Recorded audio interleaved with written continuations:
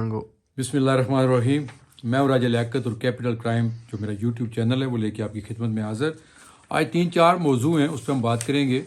एक तो deputy commissioner Chakwal हैं कुर्तुलैन, मेरा चूँकि तलक ज़िला चकवाल से है, वो बड़ी मासूम सी शक्ल बना के जो RDA के चेयरमैन है और जिनके पास अब कमिश्नर और पिंडी का चार्ज भी है, जिस तरह वो फरमा रही थी, उस पर बात करेंगे कि कोई रिगिंग नहीं हुई। दूसरा आसफ जरदारी जो डिमांड्स कर रहे हैं मुस्लिम लीग नून से, उस पर बात करेंगे। और कंस्पिरेसी जो चल रही है रिगार्डिंग कमिश्नर, एक्स कमिश्नर जो अब रिज़ाइन कर चुके हैं और पता नहीं चल रहा कि अभी वो पुलिस की हिरासत में किस, उस पर बात करेंगे। और केयर टेकर्स क्या इसी सिस्टम को आगे कंटिन्यू करेंगे अगर ये क्लैप्स करता है जो मौजूदा इलेक्शंस हुए हैं उसके ऊपर।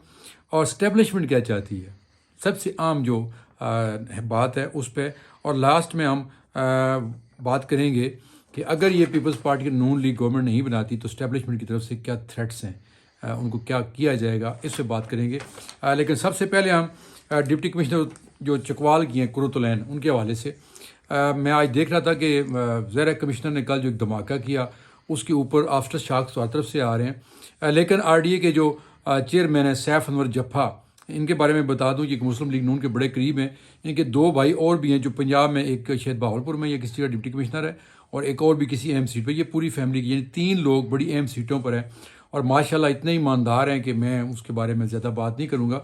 लेकिन RDA में जो लोग काम करते हैं या जो RDA को कवर करते हैं साफ़ी, उनसे पूछ सकते हैं कि हाउसिंग सोसाइटियों के चक्कर में और बिल्डिंग बाई लॉज और बहुत सारी चीज़ें हैं जो RDA के चेयरमैन के अंडर होती हैं, इन्होंने सारे माशाल्लाह ईमानदारी के रिकॉर्ड तोड़े हैं जो आज चारों डिप्टी कमिश्नर साथ बैठा कर ना ये बात कर रही थी। लेकिन मैं बात करूँगा कुर्तुलैन की कि ये चकवाल में जब डिप्टी कमिश्नर लगी तो इनकी ईमानदारी की मैं बात बताता हूँ कि एक सरकारी गाड़ी सब्ज़ नंबर प्लेट वाली वो आती थी इनके बच्चों को चकवाल से लेके सरकारी पेट्रोल के ऊपर, ड्राइवर सरकारी पिंडी इस्लामाबाद उनके बच्चों को लेके आती थी और फिर पूरा दिन इनके ससुराल वाले वो गाड़ी इस्तेमाल करते थे जब तक बच्चों को स्कूल से छुट्टी नहीं होती थी और फिर ये गाड़ी वापस जाती थी।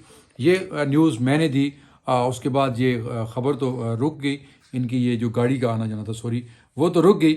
लेकिन मौसूफ़ा इतनी बहादुर खातून है कि इन्होंने मुझे ब्लॉक कर दिया, क्योंकि वो मेरा नंबर जो था वो इन्होंने ब्लॉक कर दिया। तो हमें तो कोई फ़र्क नहीं पड़ता, हमने कौन सा इनसे जाके कोई काम लेना होता है। अभी तक शायद नंबर ब्लॉक है, लेकिन इनकी ईमानदारी जब बैठी हुई सामने ये बात करी थी तो मुझे वो याद आ रहा था कि जो डिप्टी कमिश्नर सरकारी पेट्रोल नहीं छोड़ती, सरकारी मुलाजम को अपना ज़ाती मुलाजम समझ के इस्तेमाल करती है और अपनी गाड़ी दिन को ससुराल, क्योंकि इनके हस्बैंड यहीं पे इस्लामाबाद में गए होते हैं तो वो इधर रहते थे, तो पूरा दिन वहाँ इस्तेमाल होती थी। वो ईमानदारी का भाषण दे रही थी बैठ के कि मुझे किसी ने नहीं कहा कि मैं इसके अंदर करूँ। लेकिन मैं जानता हूँ, मैं उस दिन चकवाल में था, अयाज अमीर चकवाल से बहुत भारी लीड से जीत रहे थे। रात के 10 साढ़े 10 बजे तक मैं चकवाल में ही था। फिर मैं वापस आ गया तो सुबह पता चला कि याजमीन हार चुके हैं। ये उन हलकों में से एक हल्का है जिसका 100% श्योर था कि ये PTI की जो मात याफ्ता आज़ाद उम्मीदवार है वो जीते हुए हैं, याजमीर जीते हुए थे। तो ये मासूम सी शक्ल बना के जिस तरह बैठी हुई थी खातून, तो मैं सोच रहा था कि इन उहदों पे आके भी इनको अल्लाह का खौफ होता है, ना कोई डर होता है। चलें, अल्लाह ताला एक दिन इनसे साहब लेगा ज़रूर। अगर दुनिया में साहब ना लिया जा सका तो आगे तो साहब देना ही पड़ेगा।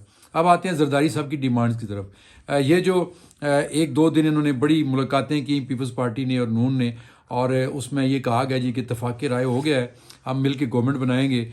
लेकिन जरदारी साहब ने कोई 60 के करीब डिमांड्स रखी हैं जिससे मुस्लिम लीग नून के होश उड़ गए हैं। एक तो उन्होंने कहा सदर, 3 गवर्नर बलूचिस्तान की गवर्नमेंट सिंध की ऑलरेडी उनके पास है, और तमाम कॉरपोरेशंस इंक्लूडिंग PIA उसकी जो चेयरमैनशिप है वो, और उसके बाद रह क्या जाता है।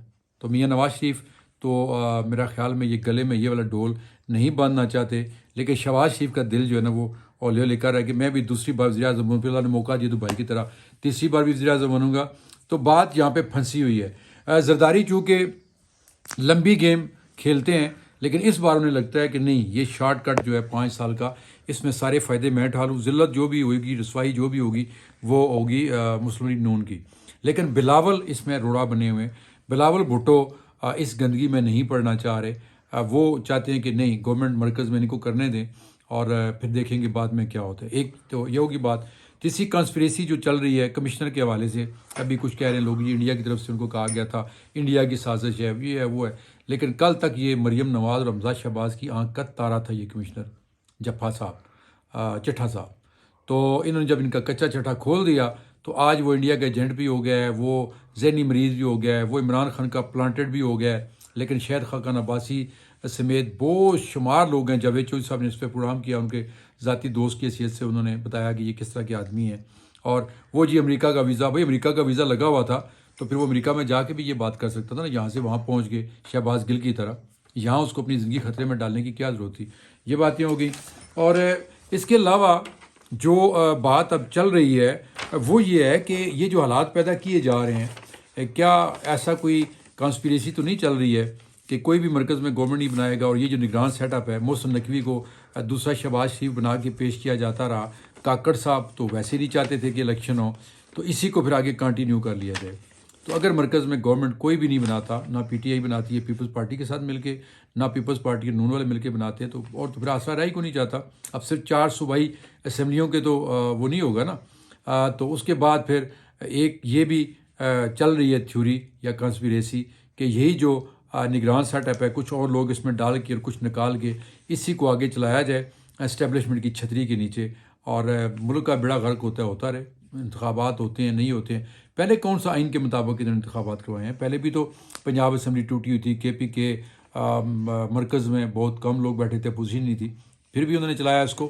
ایک یہ بات ہوگی، اور اب آخری بات جو ہے وہ کہ یہ اسٹیبلشمنٹ کیا چاہتی ہے، اور اس پہ بڑی باتیں ہو رہی ہیں۔ آج نجم سیٹھی صاحب نے بھی بات کی ہے، کچھ اور صحافی بھی بات کر رہے ہیں کہ اسٹیبلشمنٹ اس وقت سخت پریشان ہے، کیونکہ اس وقت کوئی مانے یا نہ مانے، سوشل میڈیا سمیت اور جو نیشنل میڈیا اور even international media, Fox news, CNN، Al Jazeera, جتنے بھی بڑے نیوز کے میڈیا ہاؤسز ہیں، وہ سارے یہ کہہ رہے ہیں کہ ریگنگ ہوئی ہے، اور ریگنگ کروانے میں اسٹیبلشمنٹ کا بہت بڑا ہاتھ ہے۔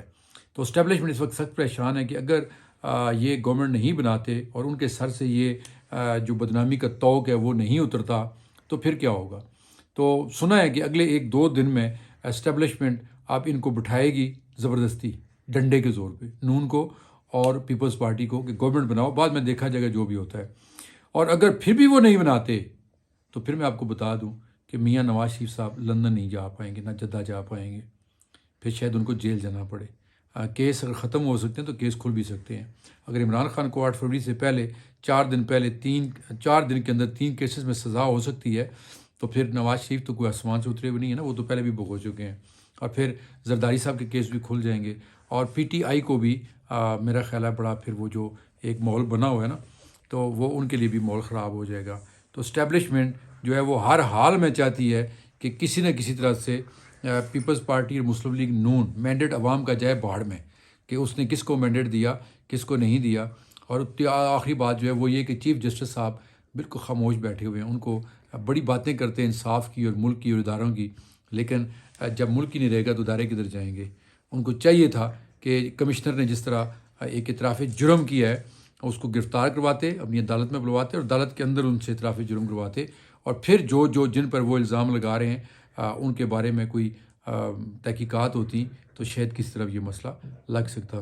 لیکن چونکہ 47 سے لے کے آج تک پاکستان میں کوئی بھی بڑے سے بڑا مسئلہ ہو وہ اسی طرح کی انکوائریوں میں، کمیشنز میں ختم کر دیا جاتا ہے، اور سب کچھ ختم ہو کے وہی جو مافیا ہے وہ چلتا ہے، اور اس کے پیچھے اسٹیبلشمنٹ کا کہیں نہ کہیں ہاتھ جو ہے ہوتا ہے۔ اس میں دو رائے کبھی بھی نہیں رہی، اور اب تو یہ سب کچھ ننگا ہو کے سامنے آ چکا ہے۔ اپنی دعاؤں میں یاد رکھیے گا، اور میرا چینل ضرور سبسکرائب کیجیے گا، اور اس کو لائک اور شیئر کیجیے، کمنٹ ضرور کیا کریں۔ اللہ حافظ۔